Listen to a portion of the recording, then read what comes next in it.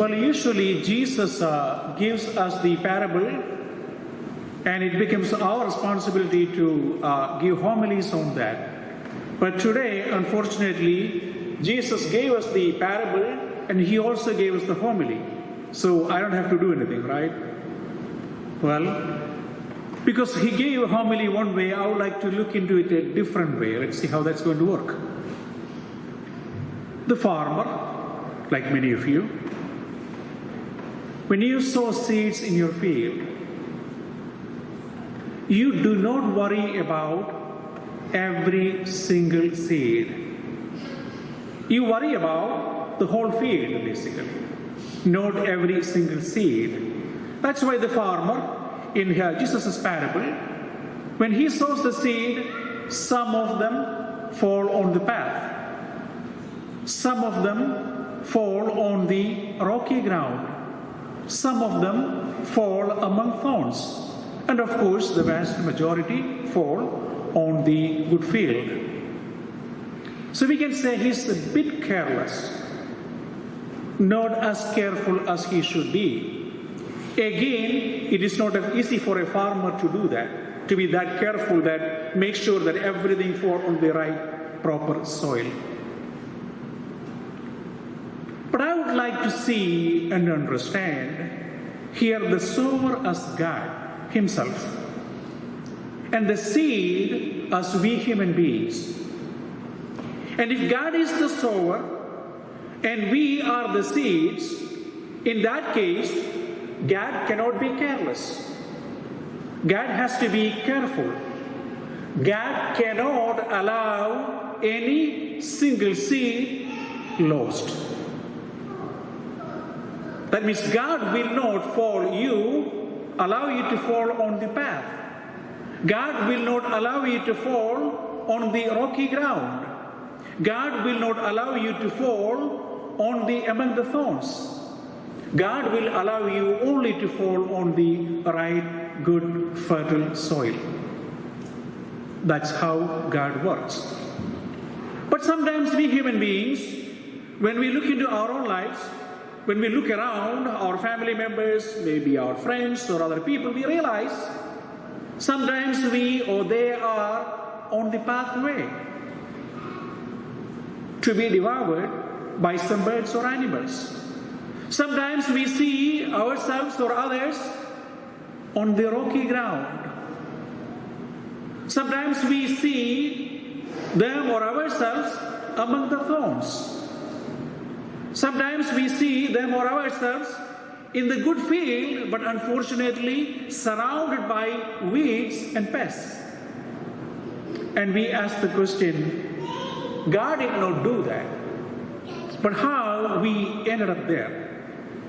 Two answers. Number one, I, with my own freedom, decided to be on the pathway, on the sidewalk. I, with my own freedom, decided to be on the rocky ground. I, with my own freedom, decided to be among the thorns. I, with my own freedom, decided to keep all the weeds around me and the pests around on me. My own freedom and my own will I used, not according to the plan of God. On the other side, we see I allowed someone else to exploit my freedom. So he or she dragged me onto the pathway, onto the rocky ground, among thorns, or let me stay among all the weeds and pests. My own freedom, but I let someone else to use it. So I have no more freedom. He or she is using my freedom. That's one way of seeing God as the sower and we as the seeds. I take it into another level. The parents, fathers and mothers. God is the sower of all the seeds, we human beings, but He does it through fathers and mothers. He does it through the parents. But sometimes the father and the mother, together or separately, decides that seed will never be sprouted. They decide to kill that seed already in their own wombs. We call that abortion. They do not allow that seed to be even sprouted. Even before sprouted, that is thrown onto the pathway or the sidewalk to be destroyed, to be devoured by some birds or animals. We see in many places the dumpster, and the dumpster is taken into the dump yard. It's eaten by, yes, human beings, eaten by birds or animals.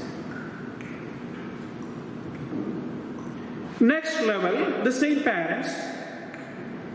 Usually when the parents come to me for a baptism of their first baby or their babies, I see a great enthusiasm in them. I usually ask them the first question I ask them usually is, why do you want your baby baptized? And the answer usually is, well, we are good Christians and we want our baby to be a wonderful Christian, to be a child of God and live here fully his or her life. It's a wonderful answer. But then, unfortunately, many a time, I don't see those parents anymore in church. I don't see those babies anymore in church. The next time I see them is for their first communion. And I ask them about the same thing and they say, well, we decide to come back to church, Father. Great enthusiasm again. But then you don't see the parents anymore in church. You don't see the children anymore in church. You see them for their confirmation. Again, great enthusiasm. Then you may see them for their weddings. Again, for baptisms of their babies. It just repeats. Great enthusiasm in the beginning, but the parents, they don't bring their children. They do not allow their children to grow up in faith, unfortunately. The seeds thrown on the rocky ground. The third level. The parents, after a while, the father will go his way, the mother will go her way, and they don't feel they are parents of those children anymore. They forget their responsibilities, and because of that, they throw their children among thorns or wherever. Could be drugs, could be whatever, you just name it. And those children are destroyed, unfortunately, by that power of evil outside, because the parents, they forget their duty as Christian parents. Because they don't take care anymore responsibility of raising their children as good children of Christ, children of God anymore. Some parents, they're really wonderful. They create the great ambience, atmosphere, but sometimes because of their own selfishness or whatever, they let their children live among weeds and pests. They don't take care of them. They don't take care of the weeds or pests as well. So in different ways, parents are supposed to be the sowers of God's seeds in this world, but in different ways they forget their responsibilities. They let them to be destroyed on the pathway. They let them to be destroyed on the rocky ground. They let them destroyed among thorns, or even the good field among weeds and pests. And today God reminds us, every child is God's child. Every child should have the possibility to live as a good child of God in this world. It becomes the responsibility of the parents to make that happen. If you don't do that, our children, his children, are going to be destroyed on the pathway. Our children, his children, are going to be destroyed on the rocky ground. Our children, his children, are going to be destroyed among thorns. Our children, his children, are going to be destroyed because of the weeds and pests. It's our responsibility to take care of his children, our children, so that they may live as his children in this world, and they may continue their journey to his kingdom, heaven.